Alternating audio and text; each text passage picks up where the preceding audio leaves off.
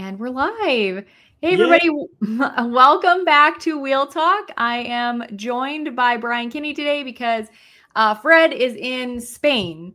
He is enjoying some family time with Chris, seeing where she grew up and all of that jazz. So we're going to have a different guy in a wheelchair and girl in a wheelchair. So yeah, I'm excited. I have lots of questions for Brian because I haven't talked to him as much as Fred has. But yeah, before we get to all the questions, we have some interesting things to talk about, including his Disney trip. So happens that he went on a Disney trip around the same time as I did, which is kind of cool. So we're gonna share our experiences, and then we'll talk about my maybe broken leg. But first, how are you, Brian? I'm good. Taking my lunch break to chat with you. Yeah, it's awesome that it lands right when our thing is. It's like perfect. Yeah. Do you change your lunch break, or does it actually land right where the show is? I mean, I usually take it later, but I just give everybody the heads up, like, hey, I'm going to take a long lunch, and they're all cool with it as long as I give everybody a heads up notice. It's not a big deal. So that's good. But yeah, we went on a Disney cruise. You went to Disneyland, right, in California? I went to Disneyland. Yeah. I had a friend that went on a Disney cruise. Actually, my friend has gone on so many Disney things because her daughter has a neurological condition. So she's gotten like a Make-A-Wish trip to Disneyland. She's been to Paris and Disney Paris.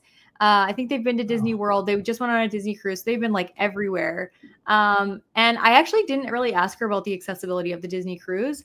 So I'm excited to hear your experience because you went on a cruise, not Disneyland. So how was that? It was good, but yeah, I have a couple of complaints. Well, first of all, I want to kind of roll back. The reason we didn't go to Disney World is just because it's freaking chaos. Everybody that I've talked to, you're standing in line forever or rolling in line. It's overcrowded.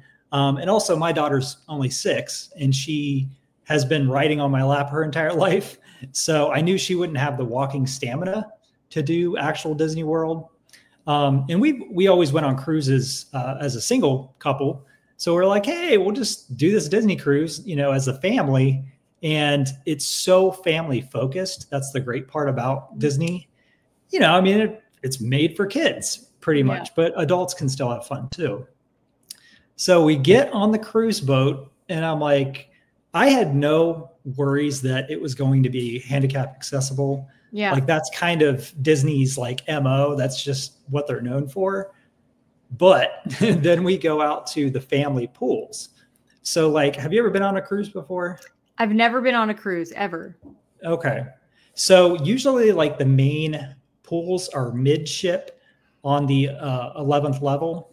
So, and that's usually always where families hang out. They do have separate areas that are adult only. So they have adult only pools, but obviously we had our daughter with us. So we had to go to the family pool. They aren't accessible at all. Like not even a little bit. So, and I was shocked. I'm like, the first day that we were there, all I did was spend time chasing my family around from deck to deck. Like they would be on deck 11. And then my daughter would want to go up to deck 12 to ride, one of the water rides. And then she'd be coming back down. So each time I wanted to go to a different level, I had to go back inside the ship, wait for an elevator, take it up, find them again. And we didn't want to get split up because we didn't have like texting ability on the ship. So they were waiting for me to get to them. And then it was chaos. I mean, the first day we were there, I was so pissed off because I'm thinking like, this is supposed to be accessible. Like I felt really angry because there's kids in wheelchairs. Yeah, that's what I was going to say. It's not even about the adults, but there's plenty of kids in wheelchairs and with mobility issues that want to go on a Disney cruise. Like, what do you when you say not accessible? Like no pool lift, or like were there stairs? Like what do you mean by non accessible? Both. So the pool, the way it's set up, so they have a false floor that will close in over top of the pools. Mm-hmm. So like when they're throwing parties and stuff like that, they basically create a large deck. But that means that the pools just to get down to the water level is probably a 3-foot drop. Oh. And then the other issue too is the perimeter of the pool. I mean, like say it's like say it's like Mickey Mouse's head. Yeah. That's like the main inside of the pool. All around that is just like a waiting area where it's probably less than 6 inches deep. Yeah. So what I'm saying is, even if there was a lift, you couldn't, like if it was me trying to get in the pool, what is it going to lower me down into 6 inches? And then I got to slide my ass into the pool. It just wasn't accessible, and I think it was more supposed to be aesthetically pleasing than actual, functional. Yeah. I wish I have pictures. I mean, I have tons of pictures. And I'm going to make a future YouTube video just about, the accessibility of the cruise. But I was shocked. I mean, like, what the hell? That's really interesting. Yeah. How do you have a family pool or family pool area that is not accessible? It just didn't make any sense. And it also doesn't make any sense that the other ones would be accessible, but not the family pool. You know what I mean? Like the one that the kids would want to go in. Did they have pool lifts anywhere? So that's the other thing. They have mobile pool lifts. So the requirement is that you let them know 3 hours in advance if you want to use a pool lift. And then you have to be there in order for them to set it up. And you can't leave that area. Like you can't say, hey, can you set this up? And then, we're going to go grab food and come right back. Like you have to stay there. Oh. And there's only a certain amount of time that they'll let you keep it out. And I think the reason they do that is just because it's ugly. I mean, it's so stupid. I just feel like that's why they wouldn't set that up. So that makes zero sense. Yeah. Like, what does it matter if the pool's open all day? What does it matter if the lift is there? Right. Yeah. So what I did, like after the first day, I was upset about the whole non-accessibility, and I'm like, you know what, I'm going to give them the benefit of the doubt. Like I'm not trying to be Karen here. Like nothing's accessible. I wanted to go to guest services, and I was like, they'll take care of it. I'm sure. I get to guest services, and it felt like they were almost deterring me from wanting to use the pool lift. Yeah. So basically what they said is there's two adult pools that they can set it up at, which would have been great if we didn't have a kid with us. And one of the kiddie pools, they could set it up. But like I said, the design of the pool, even if I was to put the pool lift up and get in, I'm going to be in 6 inches of water. Yeah. That's not going to work very well. Yeah. So that's really interesting. That's really unfortunate. And it's so, when you have a family, I think there's something about there's like this guilt that like you're ruining their experience because the accessibility sucks. And it's not your fault, but it also feels like it's your fault when you're trying to manage your accessibility and their experience at the same time.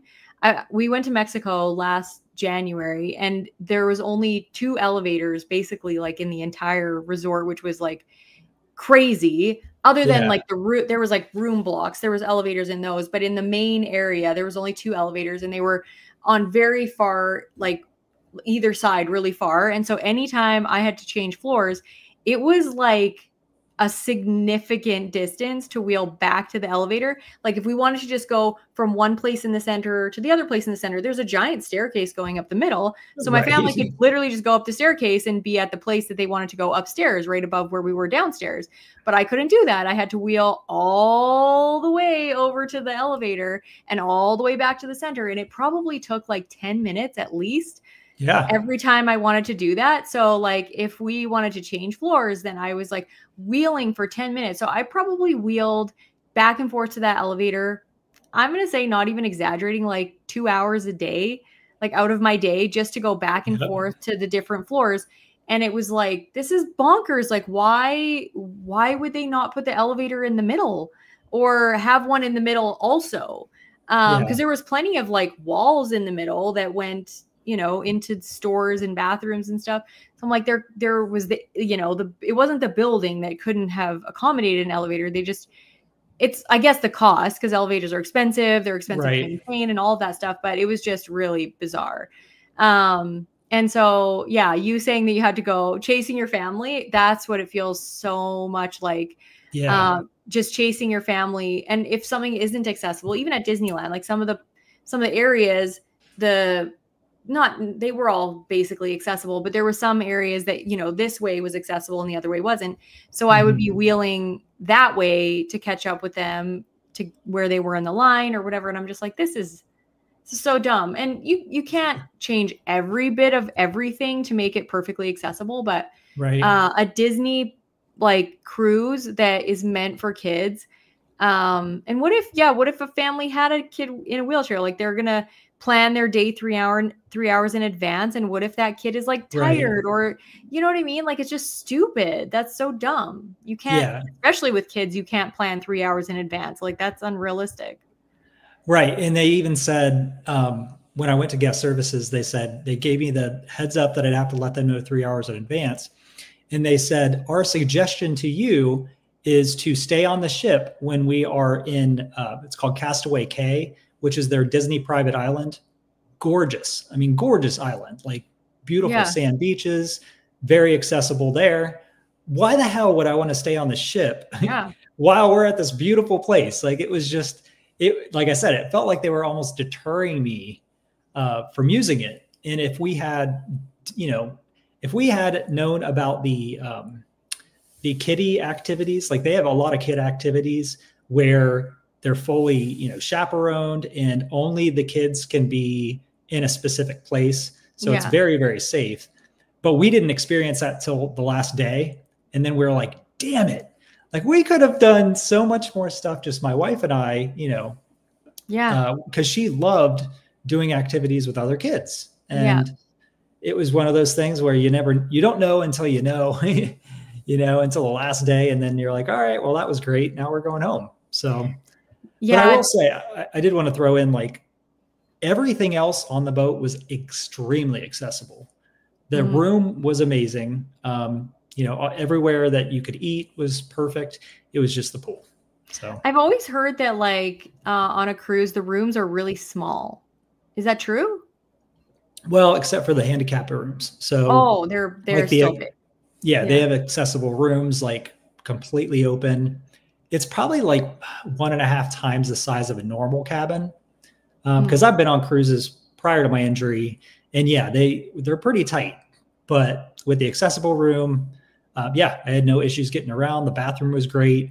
I was able to shower by myself, which I don't know about you, but that's something that a lot of times when I visit hotels, I need help showering only because I don't have any core. Yeah. I don't have any ability to hold my body up. So I can't lean down unless I have a bar to grab in front of me. Do you have that issue? I do have that issue. I have made things work oddly enough a lot of the time, especially if I'm just traveling with my kids, because they're getting at the age where like they don't want to see my naked butt. So I've had to kind of figure things out. But especially if Joe is there, I don't take the risk of falling almost ever, just because he's like, that will ruin the holiday more than, he's like, you'll just be pissed if you fall and hurt yourself. And then, so I generally get help, but that is a problem. I mean, a lot of the times I don't even get an accessible room when I travel, just because in Canada, at least, and in a lot of I don't know, I haven't really tried that much in the States. I just normally rent regular rooms because I'm so used to doing it in Canada. But in Canada, they always just have like one king size bed in the accessible room. And so it doesn't accommodate a family. And so it's annoying. So I always just get regular rooms. They don't have, accessible bathrooms. I can usually get my wheelchair in and get on the toilet kind of thing. But the shower isn't accessible. And so I always have to like make something work. I've showered on a cooler before. I always use the like fold out luggage caddy thing, and I just put like towels on it. I did that at the last vacation and forgot that there was like, because it's just straps of like material. It's not like a solid bottom. So I put a bunch of towels on it, but then I forgot. So I went to transfer and I like pushed really hard, but I pushed really hard into nothing. Yeah. And then I went like whoosh, and then I lost my balance. And I was like, Jamie, you have to come help me. So she came and like tipped me back up. But the showering situation is super annoying. Yeah, I've never been on a cruise. I'm kind of afraid. I'm afraid I don't like flying that much. I do fly fine, and I'm kind of afraid of water too. So I'm always like freaked out about like, a ship going down, which is very rare. I've never even heard of a cruise ship like sinking in the last however many years, but still it's like I'm a little freaked out about that. The other thing that I'm always kind of scared about is like ocean sickness. Can you even feel it? Like, does it kind of go up and down or no? No, I mean, there was a couple times that I could barely feel the boat rock, but it's such a large boat that they really don't have that issue because it's got so much mass. And then it has these like outriggers underneath the water that fold out on the sides just to keep it a little more balanced. Yeah. So yeah, I would say there was only one time that I kind of was like, oh man, I can kind of feel the boat moving, but it didn't make me sick or anything. It just, I've never had that issue with motion sickness and stuff. I have this like dream of doing what my friends and I affectionately call the crib cruise, because I've Googled how many accessible cabins are on like Carnival cruise lines and stuff. And there's like 32 or something like that. So there's a lot. And I'm like, wouldn't it be so cool if it was just like a cripple takeover? Like everyone. And then we just like go like in a convoy everywhere. And people are like, what the heck? They would be so freaked out, but it would be so much fun. I think it would be so much fun. I have it like on my list of like things to like boldly do is to like ask a cruise line to give us like a complimentary stay for a certain amount of social media coverage, and they can be covered as like the most accessible cruise line, and they'll basically get social media coverage from like 32 influencers or people that are going to be posting about the cruise, all of that stuff. So I have that on my list because I'm like, I think it would be so cool to do. Yeah, it would be awesome. What I think maybe when I think about this current cruise, I feel like maybe my expectations were a little bit too high because in the past I've been traveling with adults. And, like my best friend, he can just pick me up and put me in the pool. So like, I didn't even have to think about accessibility that much on the prior cruises.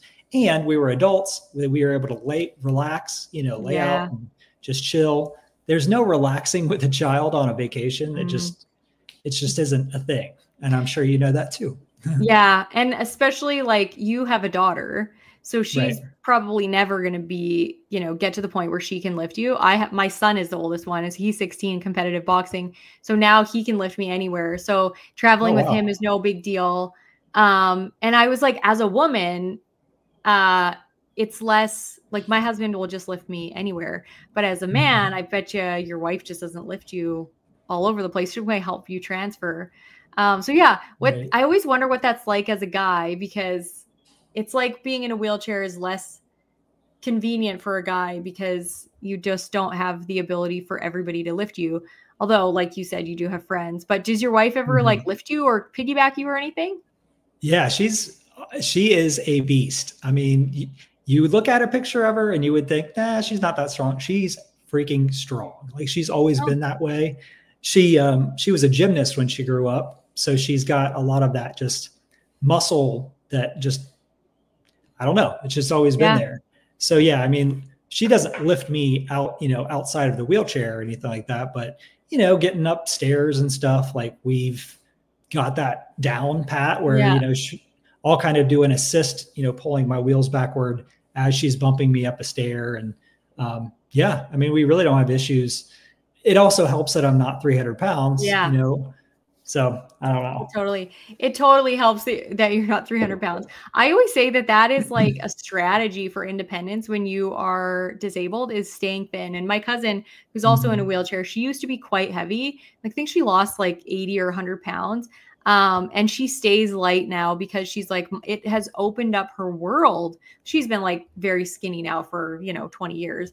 But when she was a teenager and she was first in a wheelchair, it was hard to get around all the time because people just couldn't lift her.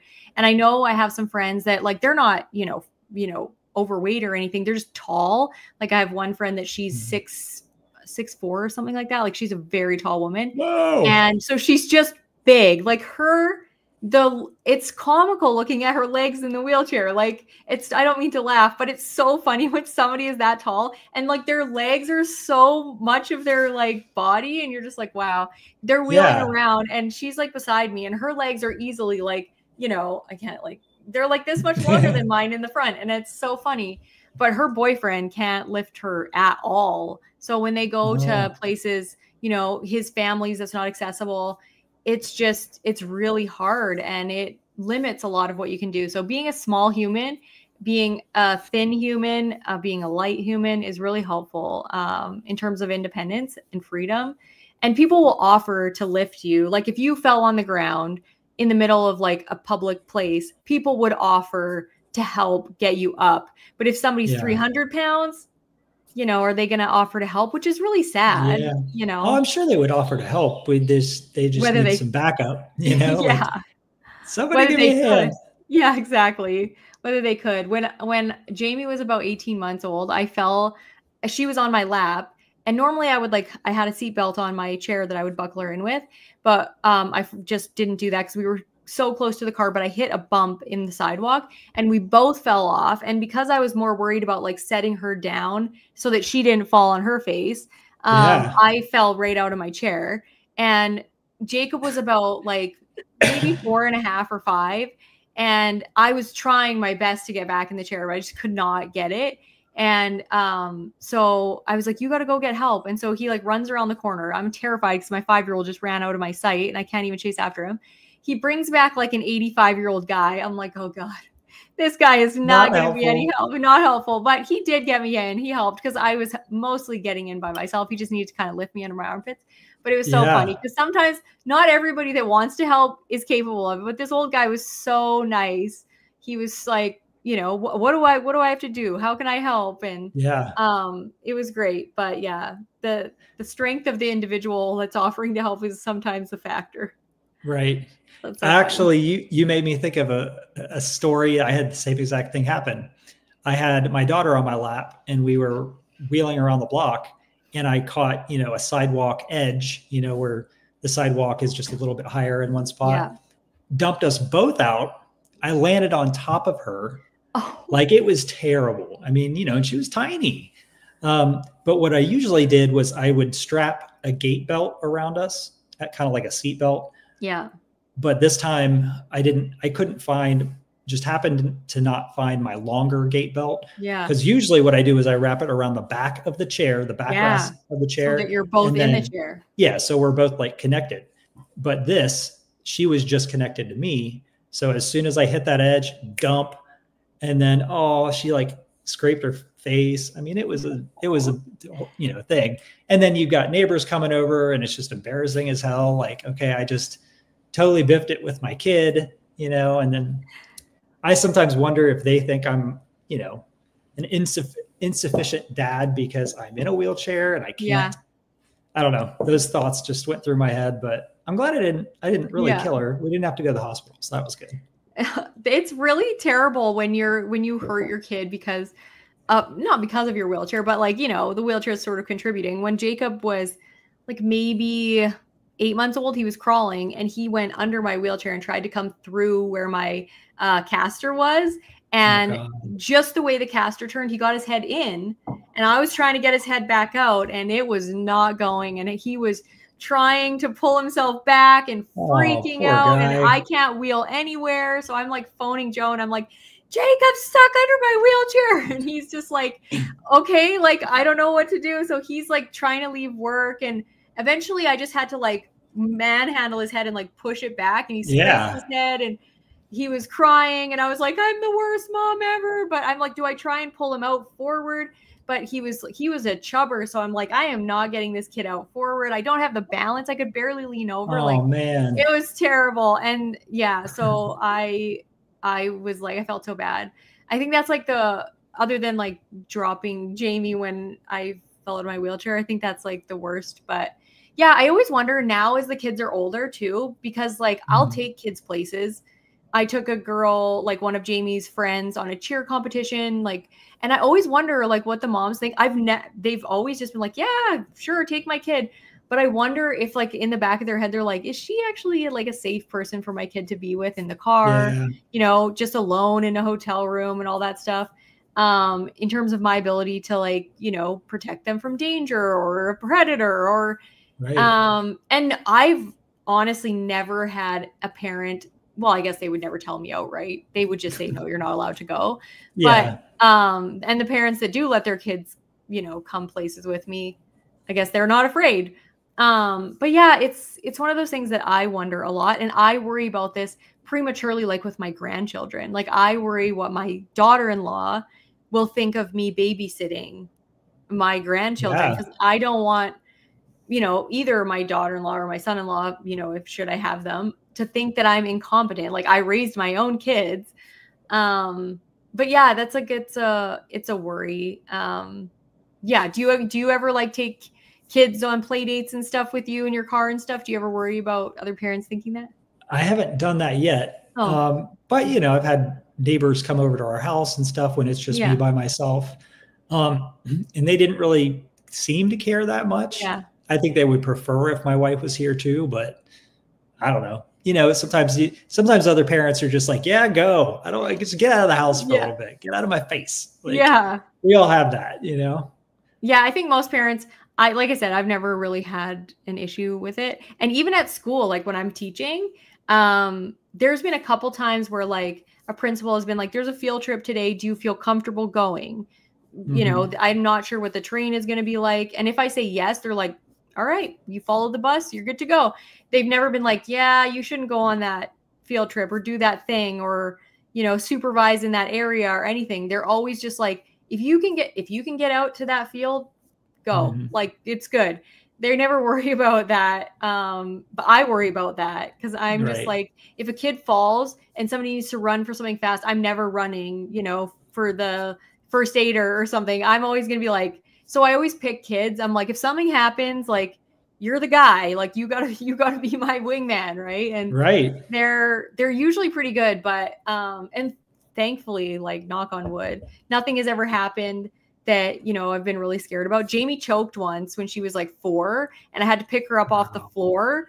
That was really scary, but somehow I like had the strength to do it. And I like got her on my knee and I gave her like the Heimlich kind of thing and she was fine. Yeah. But I'm always afraid of that choking or something when they're, you know, bigger than what I could pick up. But I would do what I had to do. I would get on the floor and figure it out or Right. I don't know. Scary. That's one of my worst fears too, is choking. Yeah. Like I got one of those, it's like a vacuum sucker Me machine too. on the mask. Me too. Oh yeah. I have that, you know, cause I'm like, you know, if you choke, there's only so much you can do as far as the Heimlich goes. There's only so much I would be able to do for my daughter. Yeah. So I wanted to have a tool. Plus it's actually for me too. Cause since I'm such a high injury level, I don't have the ab strength or anything like that to be able to, if I choke on something, really get it up. So yeah, just wanted to have something just for my family to use just in case. So I don't die, you know, that would be nice. I never thought about using it on myself, but that's actually like really smart. Yeah. But yeah, I have one. I can't remember what it's called. It's like LifeLock or something. No. Yep. Is it LifeLock? Yeah. So LifeLock, if you guys are like worried about choking, and it's super easy to use. All it is like a one-way valve so that the air can't go in, but it can come out. So like it creates a suction and pulls out whatever is like in the person's throat. And it's just like a face mask thing with a suction thing that you put on it. And so I've trained my kids on how to use it. I made them practice using it when I'm not home. Yeah. And hopefully we never, ever have to use it, but it's peace of mind. I should travel with it though. That's one thing that I hate about the driving with a kid. So I can't get in the back. So like eating is crazy. Like the vehicle that they used to have had a 6-way seat that turned backwards and my lift went into the middle of the van. But this one is just a lift that picks my wheelchair up and I just get into the front seat. So I'm basically, I guess, climb back there if I really had to, but I'm sure it would be terrible, me trying to get back there and I would just get stuck in a hole. So not being able to get to my kid while driving or like in the car is something that took me a while to get used to. Luckily, the kids were like older. Like I only had this vehicle for like 5 years. So they were both like, 7 and like 11 or whatever when I got this vehicle. But yeah, I don't know. Can you get to because you have a car, right? Yeah. So I've got a sedan, and then I've got the sports car, and then we have an SUV. So, okay. And it's a small SUV. It's a Acura RDX, so it's not real big. So the good news is what I can do is recline the driver's seat all the way back. And that's how I get my daughter buckled in usually. Really? To recline it and just get the buckle on that way. Because it's kind of a pain in the butt to do from, I don't know. I can do it from the outside, especially in the 4-door car that I have. The 2-door car, forget about it. That's just a big giant pain in the butt trying to get her into that. So yeah, that's just my fun car. And that's not for, family use. Until she's old enough, like 12, then she can sit in the front seat. Right. Or get in. Around the neighborhood and stuff just for fun. But other than that, yeah, we don't really use that car. I keep seeing comments pop up and I'm like, I want to see them. I know. I'm always like, I want to make sure. I don't know if I said this at the beginning. I forget every time that I want to answer actual questions that you guys have. So if you do have questions, put them in the comments and we'll try and take like the last, bit of the podcast to actually answer your questions. We can do this one because we both just went traveling. So Hybrid, what items do you usually bring when traveling long distances? I would like to know what type of catheter you use. Could you please get it for me? I don't know if I could get it for you, but I'll answer this first and then I'll let you answer the same question. So when I'm traveling long distances, if I'm going anywhere, I always take my catheters because I don't know whether I can get them wherever I'm going. And I did find out, like when I forgot my bag in Mexico, that you can get catheters in Mexico, just like going to a medical supply store, but they're not the same as the ones I use. So if you were like in a real bind, you could get some catheters there, and you can get catheters, in the US and all that stuff pretty easily. Although I heard from a friend, because I was just going to California and I wasn't going to take catheters, but you have to have a prescription in order to get catheters in California. Yeah. So you don't have to have a prescription here. So you can just order them if you want. That's kind of cool. Yeah. So that was new to me. So she was like, yeah, you should probably just bring them because you have to go see a doctor to get a prescription in order to order them here, which was really interesting. So I always take my catheters at the very least. And then this last trip that I went on, because I sit on like blue absorbent pad thingies when I do bowel routine. That's on my chair. And after I get out of the shower, so I don't get my wheelchair all wet. And I actually sleep on those too, because they just help my butt slide. And then if I have an accident, so I use those. And then I have like incontinence pads that I put in my underwear just in case I like leak or anything. And I have like rubber gloves for my bowel routine. So those kinds of things, sometimes I don't take. I didn't actually take them on this last trip, and I bought them when I got there. So I just went to Target and they were like puppy training pads, which are the same as the blue pads. They're just not medical. They're not medical things, but they're the same. So I just went and got that. I got my incontinence pads at Target. I got baby wipes, which I use. So all of that stuff I was able to purchase when I got there. And then a lot of it I just left down there because I only had a small bag. But I always take catheters, any medication. And those are like the bare minimum things. And then I pack really light in terms of clothing because, most of my bag is medical stuff, which is annoying. And the type of catheter that I use is a Coloplast SpeedyCath standard. That's what I use. So yeah, what do you take with you, Brian? But pretty much the same stuff. Like I said, Laura, like you said, the top of my luggage is all just medical supplies. Like I take all my catheters, I take the gloves, I take a pad for the shower. Rubber. It's a rubber like honeycomb pad that I can put on a bench because in a lot of accessible rooms or anywhere, it's just a hard bench. And I knew that would not be good for my skin. So I always take that with me. A lot of times I'll take my smart drive with me. I don't use that very much, assisted wheel. But if we're going really long distances, that kind of helps. So that's pretty much what I take. I forgot to mention that I always take my toilet seat, like things. They're just like little rubber things that basically like stretch and go onto the toilet seat itself. Like they're it's hard to describe, But they're just little rubber toilet seat things. They stretch over the edges of each side of the toilet seat, and they help me sit higher on the toilet, and they help keep my tailbone off of like the hard seat, because my sit bones and my tailbone are very sharp. So I always take those. And then, yeah, I typically take like a shower gel thing. One that I use is called an Action Gel Pad, or Blake Medical makes these gel sheets that you can put anywhere in the shower and stuff. So I take either one of those to protect my skin. And if I forget the shower thing, then I just put like a bunch of towels. But it also is annoying because then you use up like 4 towels that are soaking wet. And then the maids are like, what's going on? But yeah, those are basically like the travel things. It's always interesting how people do things differently when they travel. And one of my like pet peeves is that they teach people, at least here a lot of the time, to do their bowel routine on a commode chair. Because I think it's really hard to travel with a commode. Do you do your bowel routine on a commode chair? Hell no. Yeah. That just sounds like too much work, you know? Yeah. Yeah. I know. I always just get an accessible room. But I wanted you to send me a picture of those pads that you put on the toilet seat. I will. Because I feel like that would be great. I'm always paranoid when I'm in a hotel and I'm sitting on a hard toilet seat, because I've got a padded one at home. But yeah, just normal toilet. It's an ADA toilet, which sits a couple inches higher than a regular toilet, but there's really nothing else special about it than that. Yeah. That's one of the things that I don't like about accessible rooms, is like that the toilet is higher, because I don't like my feet dangling. But you're taller than I am, so your feet probably don't dangle. My feet don't dangle. No. But my feet dangle, and I hate that because I feel unstable when my feet aren't touching the ground. Like I don't have any stability. It's fine. I'm like, I've done it enough times. But yeah, and I used to do bowel routine. Like I used to do bowel routine in between my legs in the front, and now I do bowel routine at the back. So I like sit forward and I reach the back, like at the back.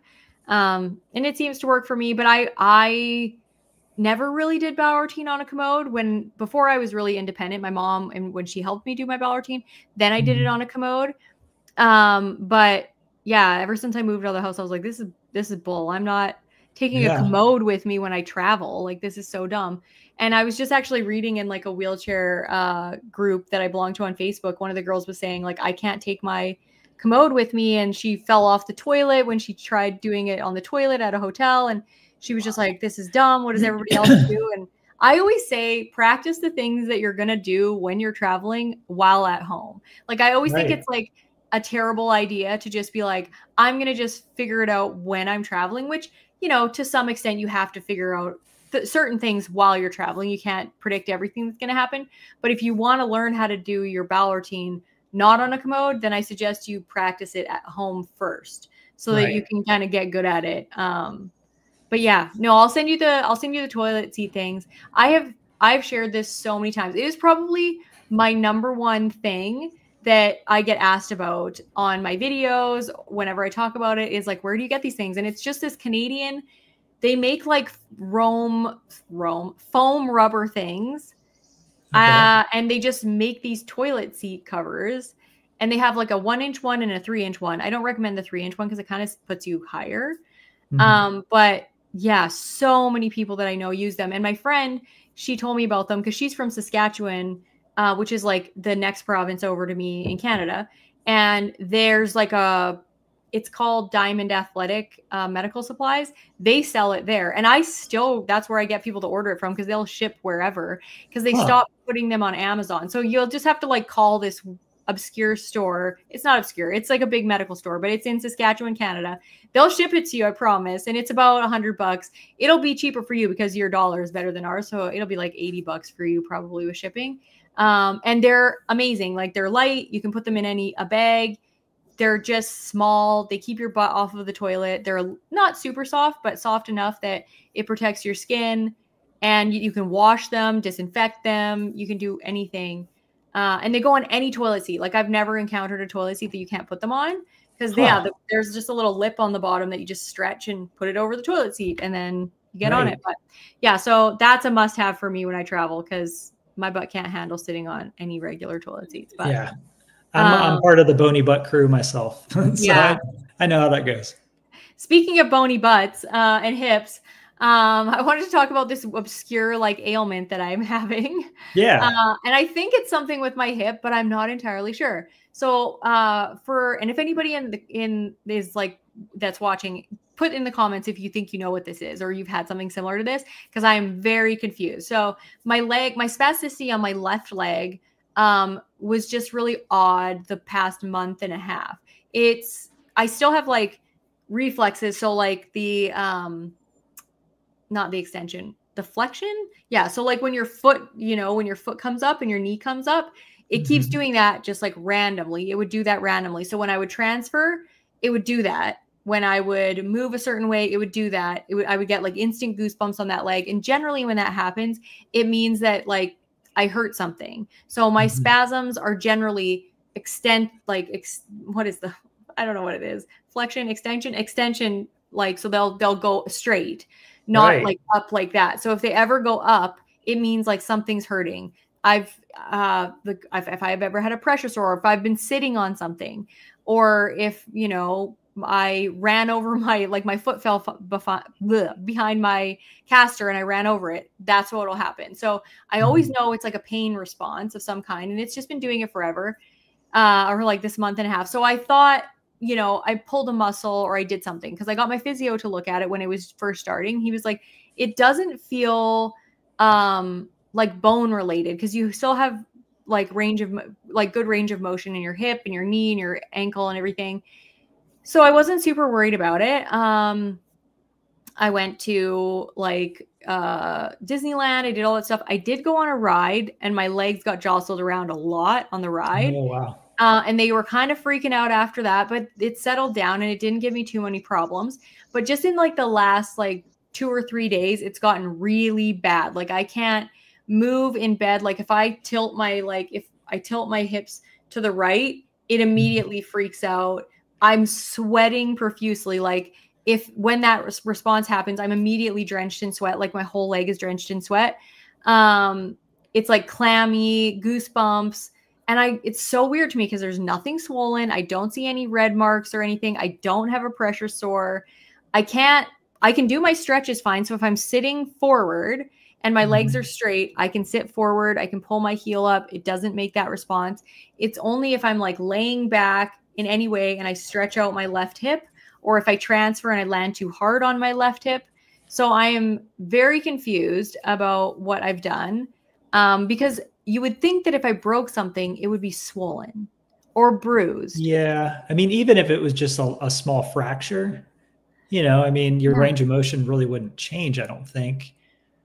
But it sounds, I'm on the same page as you. Like I've broken my leg, I told you the crazy story about that. Yeah. And it felt like, I noticed my spasms increased. Just feeling like that sick feeling. Do you have any of that? Like that's how.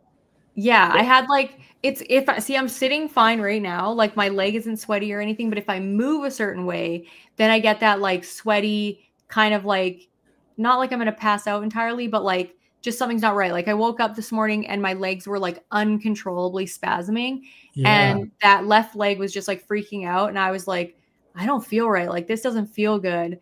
So I got up, my legs were sweaty and just like full of goosebumps and clammy for like the whole morning. And then as soon as I'm sitting in my wheelchair, where I'm sitting on like a proper cushion and all of that stuff, and I'm not moving, then my leg is fine. But anytime I try and move, then my leg goes crazy. And I know that like, I'm always just like, should I make a doctor's appointment? So I was like, do I make a doctor's appointment, go to the doctor? But then they're going to send me for an x-ray. I'm going to go for the x-ray. It's going to take a couple days to come back in. Then if you know what I mean? So I'm like, I could either do that or I could go to urgent care, or like emergency or whatever. But then I have to wait for like an hour. But then I'll get the answer faster. Ultimately. Yeah. Do you know what I mean? So I'm just like being really lazy about what I should do. And it's bad because you can't feel. Like that's the annoying thing. It's good that you can't feel. Kind of, because it's not causing me any pain or discomfort, but it's also horrible when you don't know what's going on with your body below your level of injury. Like you're just confused. And it's one of those like wonderful things about being paralyzed that is annoying, because you don't know what's wrong. And it's like a mystery. And I'm just like, oh, this is so annoying. Especially it's when like you have to read your, it's like you have to read your own body language. You know? Exactly. And going to the doctor and being like, especially ones that like, they're not familiar with spinal cord injury. And especially here in Canada, a lot of the doctors are so clueless. So I will go and they'll be like, well, do you have pain? And I'll be like, well, I can't feel anything. And they'll be like, well, what's happening? I'll be like, well, I'm spasming. And then they'll just be like, well, spasms are kind of normal. And I'm like, no, this isn't normal. Like I've gone so many times. I know when I have a UTI, like absolutely know when I have a UTI. And it doesn't matter what the culture says or whatever. My doctor is very good now about like, oh, if you have a UTI, but some doctors are like, yeah, I don't know whether you have a UTI. And I'm like, I know I have a UTI. I know exactly what a UTI looks like for me. Like I'm incontinent all the time. And sometimes they just are dumb about it. So I'm just a little like annoyed, and I can't get into my own family doctor for another week and a half. So then I would have to make a doctor's appointment with somebody else in the office that is not knowledgeable about, you know, my condition, and it's just annoying. So I will go to the doctor. But I feel like urgent care would be a good call because, like you said, I think what you need is x-rays, you know, x-rays of both legs or not both legs, but the one that's causing you issues. Because I feel like that's the answer. I feel like there's something going on with a bone or something. That's because the way you described it is exactly what my body would do too. So, I'm gonna go. So I might go after this and just sit. I'll like bring a book, and read if it takes a long time. I checked because you can check here. It tells you what the wait times are at different like hospitals. And this morning when I checked, it was like 30 minutes, and now it's like 3 hours. I'm like, oh, sucker. Everybody was like, we're gonna wait to go in the morning. But yeah, so that's what I didn't break my leg, but I might have broken my leg. So I don't know. So yeah, if anybody's like worried about me, I'll keep you guys posted, and I'll give you guys an update next Monday. But yeah, it's super annoying when you don't know what's going on with your body. It's just one of those things that is the joy of being paralyzed, I guess. Yep. How long did it take for your bone to heal? Like when you actually had, and what did they do? Did they cast it? Like what did that look like? So yeah, my leg was broken in 3 different places. Ew, I just blew a spit bubble. That was weird. I didn't even notice. Yeah, I just saw a little bubble float in front of my face. Anyway, it broke at my hip, like where the socket goes into my hip. And then my tibia and fibia. So basically the upper bone of your leg and the lower bone of the leg, it was broken in 3 places. So the only option I had was to have surgery and have hardware put in. Yeah. So I've got, you know, titanium and screws and all that, just kind of bolt me back together. But yeah, once I had that, I would say I was like fully healed within 6 weeks. It didn't take that long. And the doctor was paranoid because I'm paralyzed. He thought it was going to take longer to heal. Yeah. Because he said, you know, the blood flow is not the same for repairing bones as it is for somebody that's walking and moving, you know, their muscles and stuff like that. But he did follow up x-rays 6 weeks later, and he said everything looked great. Looked like a normal, you know, person that would have broken their leg. So really? Yeah. How long have you been injured? I got injured in end of 2009. It was September of 2009. So you're like 10 years after me. So my bones might be a little weaker. Hopefully it's not broken. I really don't want to have a broken bone because that would suck. But I'm definitely going to be breaking something eventually because I know that osteoporosis is going to happen. I don't think I can dodge it, you know? I know. Well, yeah, I don't think we can dodge it. And thankfully I've never had a broken bone other than maybe like a toe, which I didn't even get checked out because I was just like, yeah, they're not going to do anything for it anyway, but it's definitely at a weird angle now. But other than that, I've never broken anything below my level of injury. I've only broken ever 1 bone in my entire life, and that was my 1 vertebrae that I broke in my accident. Yep. So I'm like very lucky. And I hope that I actually have like decently strong bones and, you know, that I heal quite fast, which I think I do. I'm not one of those people that has like a cut on my leg that never heals below my level of injury or anything. But it's just more annoying than anything to Like it's like when your baby is little, when you have something like below your level of injury and you don't know why they're crying and you're just like, oh my God, what's wrong? I don't know what's wrong with Exactly. them. It's like being attached to a large baby. Yes, It's exactly what exactly. it's like, because you don't know, and they can't tell you, what's wrong with them. Just like your legs can't really Yeah. speak and say, "Hey, I'm broken." That's But hilarious. yeah, I never thought of it like that, but like, yes, we are managing the bowel and bladder of a large baby and yep, hauling around, sometimes, tantruming, like leg spazzy, like toddler.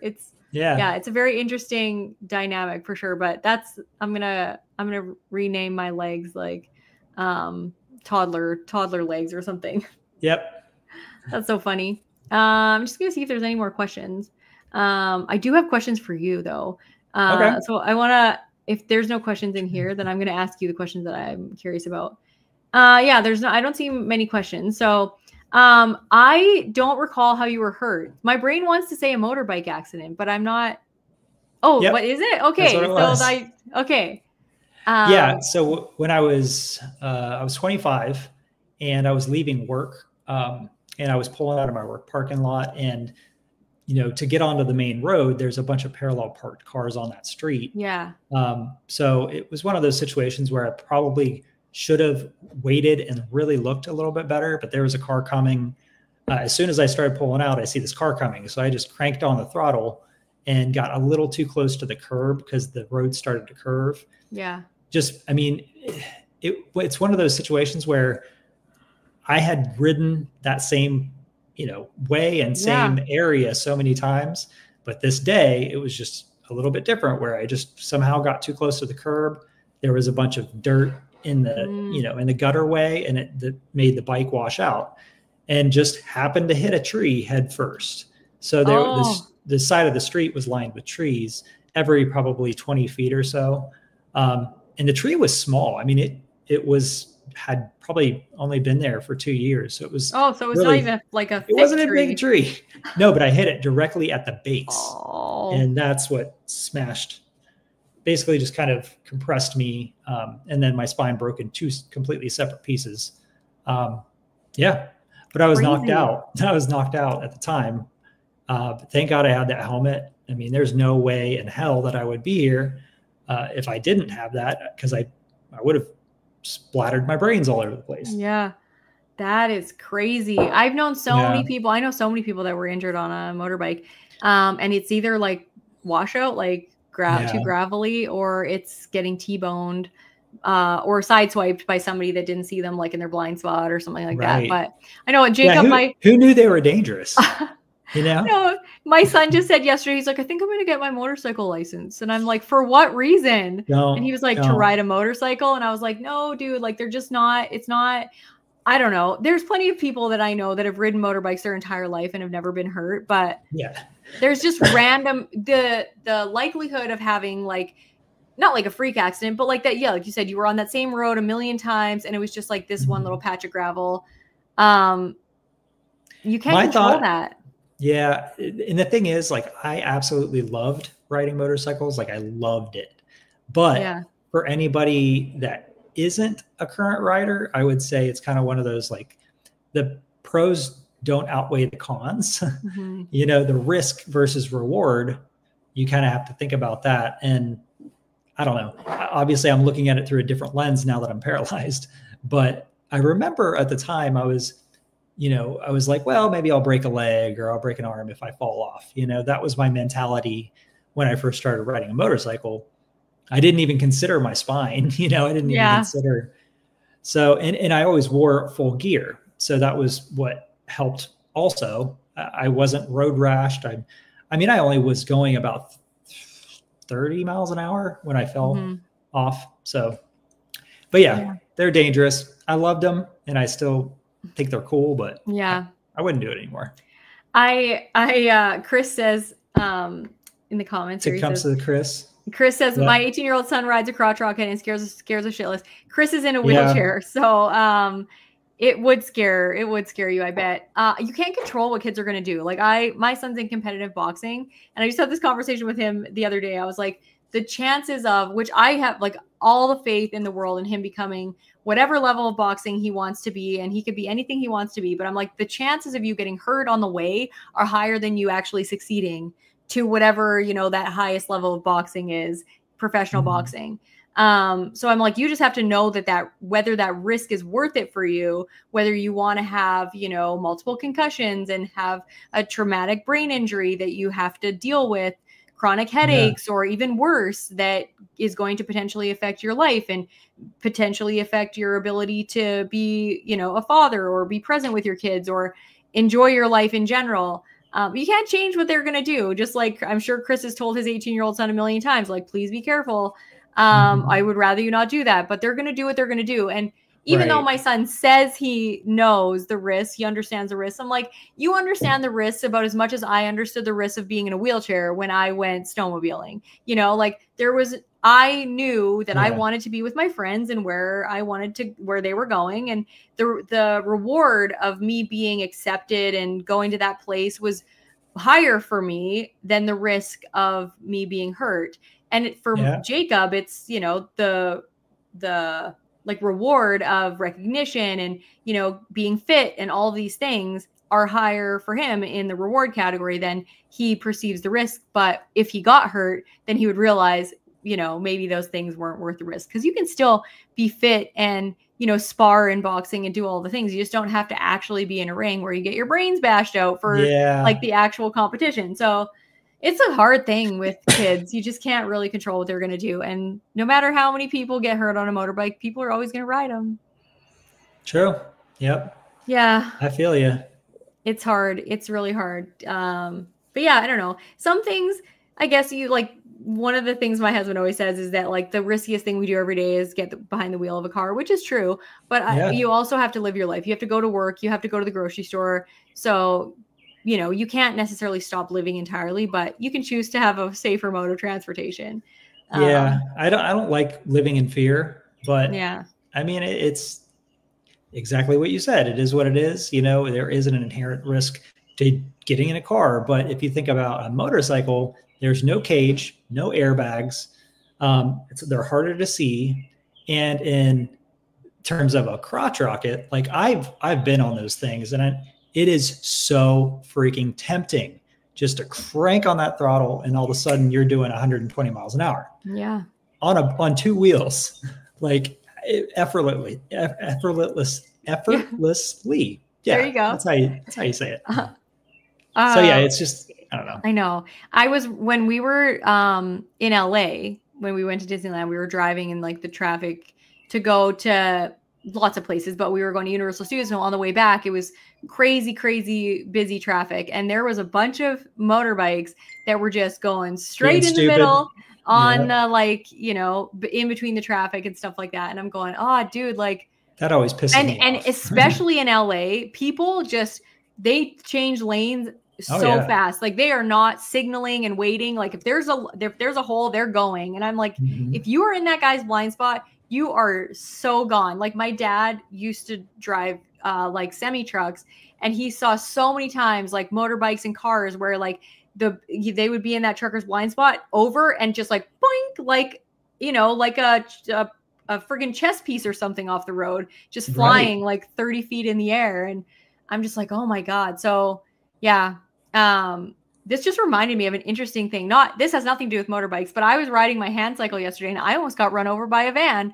And it was a good thing I was paying attention, because this old guy was not paying attention whatsoever. I was at a crosswalk, and like we were at the lights, and we pressed the button, waited for the walk symbol so that we were like safe to walk. And he was turning left into the lane that I was riding across. And I was like, this guy is going way too fast. Because some people, like, they kind of creep out and wait. So I knew that, like, he might be doing that. But I'm like, he's going a little fast. So I, like, stopped. He turned left, like, no joke, like, this much in front of me. Like, I was like, oh, I'm so glad I stopped. Yeah. And then he saw me, like, when he turned, obviously, like, he looked sideways and saw me. And it scared him because he was not paying attention whatsoever. And then he kind of, like, slowed down. And I kept going or whatever, but I'm just like, there's nothing you can do about it now. You didn't hit me, but it was scary. So now I'm like, I'm a little paranoid about being on a hand cycle on busy roads, which I usually don't like to do, but sometimes you got to cross the busy roads to get to the trails or just ride around. Right. And my son was so mad because he was right behind me. He's like, the guy looked directly at me and he's like, he just didn't see you because you were like lower, I guess. But oh, he was on a bicycle? Your son was? No, yeah, my son was on a bicycle too. So like we were riding bikes and I was on my hand cycle, but gotcha. And it's really low. But yeah, it was scary. Yeah, it's a good thing I was paying attention though, because I was just like, he's going too fast. I'm going to slow down. Yeah. But if I had gone like maybe just like 2 feet ahead, he would have hit the front of my bike and I would have just like rolled. Yeah. Scary, but I'm glad I'm glad you're paying attention. Yeah. I had a friend get hit by a car in a hand cycle and she was fine, but it's the low aspect of it is scary because you're so low. Like being in a wheelchair, you're low in general. And then when you get in a hand cycle, you're, a foot lower even. Right. And it's really hard to see. And I even put my flag on, like I have a flag that's like so tall and he still didn't see it. But yeah, I know that you can't just like avoid risks at all. You got to live your life, but you can be careful. Somebody just like, have you got a 6-inch flag on your hand cycle? Somebody else said, I do. I put it on and it didn't help. 6 foot. 6 foot flag. 6 inch wouldn't do a whole lot. Okay, so like, somebody is asking if their question got answered, if it's too personal. So I'm going to go up and see if I missed something. Just hang on one sec. If you guys are watching or listening on Spotify, this is why I'm quiet for a second. Oh, here. Do you get a lot of UTIs? I'm just wondering. I don't get a lot of UTIs. So it's been a year since my last one. I got it last May was my last UTI. But I'm like, I have ridiculous OCD type things about my bladder. Like I drink a lot of water. I take all of these like natural bladder herbs. I'm almost too much. I eat raw garlic every day. Like it's a lot and it stresses me out preventing the bladder infection. So sometimes I think I need to just chill out about getting the occasional bladder infections. But when I get a UTI, I pee nonstop. So I can't hold any urine whatsoever. And like even like you'll cath and then 5 minutes later you're leaking. 2 minutes. Yeah. Like literally 5 minutes later, I will pee my pants. And it's not just like a leak a little bit. I'm like, all of the pee that's in my bladder is coming out except for like, 100 milliliters maybe. And so it's very uncomfortable.